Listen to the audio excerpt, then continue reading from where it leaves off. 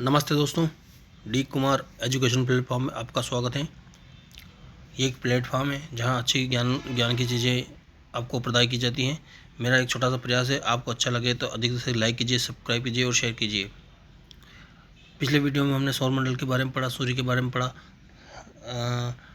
आगे हम सौरमंडल के सदस्य एवं उनके उपग्रह, भौतिक स्थिति, सूर्य की स्थिति तथा सूर्य की परिक्रमा करने का समय आदि के बारे में जानेंगे। ये सामाजिक विज्ञान क्लास 6 का 5वां अध्याय है दोस्तों। आगे हम इसके बारे में देखते हैं। सौरमंडल में जो सदस्य हैं, सबसे पहले सूर्य आता है। सूर्य को इंग्लिश में सन कहते हैं। यह एक तारा है तथा इसकी भौतिक स्थिति है ज्वलनशील गैस, हाइड्रोजन, हीलियम तथा आदि का जलता हुआ पिंड। दोस्तों एक बहुत बड़ी है। इसमें बताया गया है कि यह हाइड्रोजन एवं हीलियम आदि का जलता हुआ पिंड है। सूर्य की स्थिति, स्वयं सूर्य मुखिया है, यह कहीं हिलता नहीं है, एक जगह स्थिर है। सूर्य की परिक्रमा लगाना ये इसका तो कुछ मतलब नहीं है दोस्तों। और ग्रहों पर जीवन से संबंधित वैज्ञानिक सोच, इससे कोई मतलब नहीं दोस्तों। इसका सबसे नियरेस्ट ग्रह है बुध यानी मरकरी। यह ग्रह है। इसे आकाश में सूर्योदय से पहले सूर्यास्त के पश्चात देखा जा सकता है दोस्तों। इसे आकाश में सूर्योदय से पहले और सूर्य अस्त के पश्चात देखा जा सकता है, यानी कि रात्रि में देखा जा सकता है। यह सूर्य का सबसे निकट का ग्रह है दोस्तों। यह 88 दिनों में सूर्य की परिक्रमा पूरी कर लेता है दोस्तों। जैसे अपने यहाँ 365 368 दिन में पृथ्वी सूर्य की परिक्रमा करती है, उसी तरह बुध 88 दिनों में सूर्य की परिक्रमा कर लेता है। अत्यधिक गर्म होने से इस पर जीवन की कोई संभावना नहीं है दोस्तों। बुध पे जीवन की कोई संभावना नहीं है। यह स्वाभाविक है कि सूर्य का सबसे निकट का ग्रह है, तो इस पर अत्यधिक गर्मी होगी। इसके बाद देखते हैं शुक्र, विनस। यह भी एक ग्रह है, आकाश में सबसे ज़्यादा चमकदार ग्रह है। यह लगभग पृथ्वी के बराबर है और सौरमंडल का दूसरा नंबर का सदस्य है दोस्तों। ये सूर्य से दूसरे नंबर का सदस्य है। सूर्य की परिक्रमा 225 दिनों में पूरी करता है। इसका कोई उपग्रह नहीं है। अत्यधिक गर्म होने से इस पर भी जीवन की कोई संभावना नहीं है दोस्तों। शुक्र ग्रह पर भी जीवन की कोई संभावना नहीं है, क्योंकि यह सूर्य के निकट है तो अधिक गर्म है। पृथ्वी, अर्थ, यह भी ग्रह है। यह नीले ग्रह के नाम से जाने जाना वाला अनूठा ग्रह है। इस पर जीवन के समस्त लक्षण पाए जाते हैं दोस्तों। यह तो स्वाभाविक है, आप सब जानते होंगे कि जीवन केवल पृथ्वी पर ही संभव है। यह सूर्य परिवार का तीसरा सदस्य है। यह अपनी परिक्रमा 365/1.1/4 दिनों में पूरी करते हैं। इसका एकमात्र उपग्रह चंद्रमा है। पृथ्वी का उपग्रह चंद्रमा है। जीवन पाए जाने में इसे जीवंत ग्रह कहा जाता है। हालांकि पृथ्वी पे स्वाभाविक है कि यहाँ जीवन संभव है, तो इसे जीवंत ग्रह ही कहा जाएगा। मंगल ग्रह यह एक लाल तांबे के रंग का ग्रह है, जिसे इंग्लिश में मार्स कहते हैं और सौर परिवार का चौथा सदस्य है। यह सूर्य की परिक्रमा 687 दिनों में पूरी करता है। जीवन की संभावना है तो वैज्ञानिकों का प्रयास निरंतर जारी है दोस्तों। इस पे जीवन की संभावना है कि नहीं है, इस पे असमंजस है तथा वैज्ञानिक लगातार प्रयास कर रहे हैं। बृहस्पति, जुपिटर, यह भी ग्रह, यह पीले रंग का ग्रह है तथा सभी ग्रहों में क्या करते हैं, सबसे बड़ा है। यह एक विशालकाय ग्रह है दोस्तों। यह सभी ग्रहों में सबसे बड़ा है और सौर परिवार के 5वें नंबर का सदस्य है। यह सूर्य की परिक्रमा 11 वर्ष 9 माह में पूरी करता है। इस पर जीवन की कोई संभावना नहीं है। शनि, सैटर्न ग्रह, यह सौरमंडल बृहस्पति के बाद दूसरा बड़ा ग्रह है। यह सबसे सुंदर दिखाई देने वाला वलयधारी ग्रह है। वलयधारी मतलब इसके चारों ओर एक पट्टी रहती है।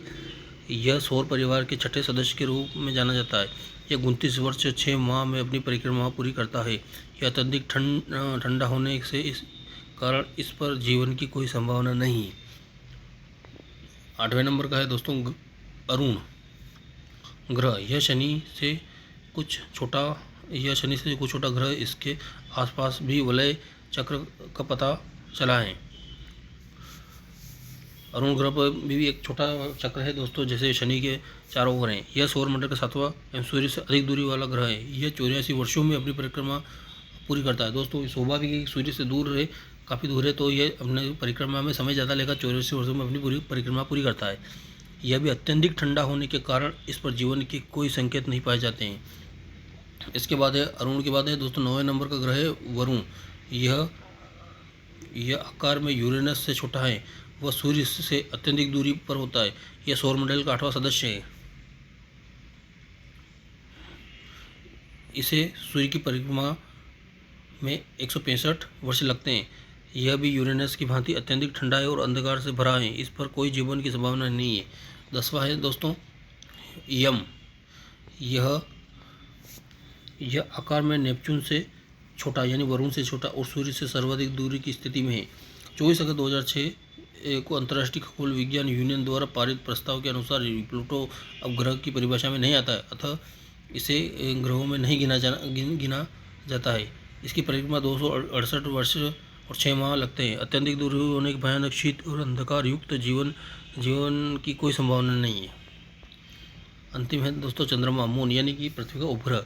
यह उपग्रह है पृथ्वी का प्राकृतिक उपग्रह है। इसका आकार पृथ्वी का 1/4। पृथ्वी से इसकी औसतन दूरी 3,84,000 किलोमीटर है। पृथ्वी से इसकी दूरी कितनी है? 3,84,000 दोस्तों। यह पृथ्वी की परिक्रमा 30 दिनों यानी 15 दिन शुक्ल पक्ष और 14 दिन कृष्ण पक्ष में करता है। वैज्ञानिक चंद्रमा की सतह पर पहुंच चुके हैं किंतु पूर्ण जीवन की संभावनाएं प्राप्त नहीं हुई हैं। दोस्तों ये एक रोचक तथ्य है, अभी तक पूर्ण जीवन की संभावनाएं प्राप्त नहीं हुई हैं और यह 84,000 किलोमीटर दूर पृथ्वी से किलोमीटर दूर है और 15 दिनों में 30 दिनों ये इसकी परिक्रमा 30 दिनों में करता है। ये पृथ्वी की परिक्रमा करता है दोस्तों, ये सूर्य की परिक्रमा नहीं करता है। आगे देखते हैं दोस्तों, उपयुक्त तालिका का अध्ययन कीजिए। सौर परिवार का मुखिया है। सौर परिवार का मुखिया कौन है दोस्तों? सूर्य।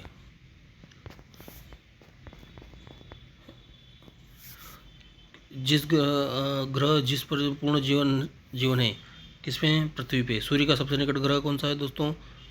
बुध। सूर्य का सबसे निकट ग्रह कौन सा है दोस्तों? बुध। पीले रंग का ग्रह बड़ा ग्रह कौन सा है? बृहस्पति। पृथ्वी का उपग्रह कौन सा दोस्तों? चंद्रमा। नीचे दी गई सारणी को उपयुक्त जानकारी भरें। ग्रहों की विशेषताएं, ग्रहों के नाम।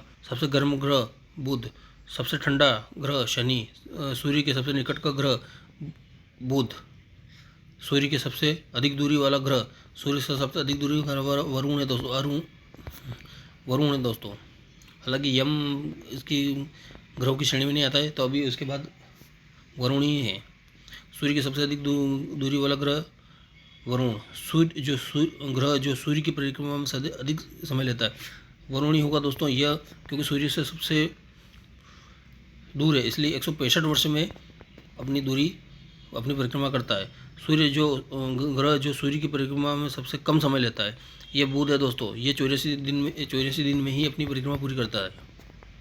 88 माफ़ कीजिए दोस्तों, 88 दिनों में अपनी परिक्रमा पूरी करता है।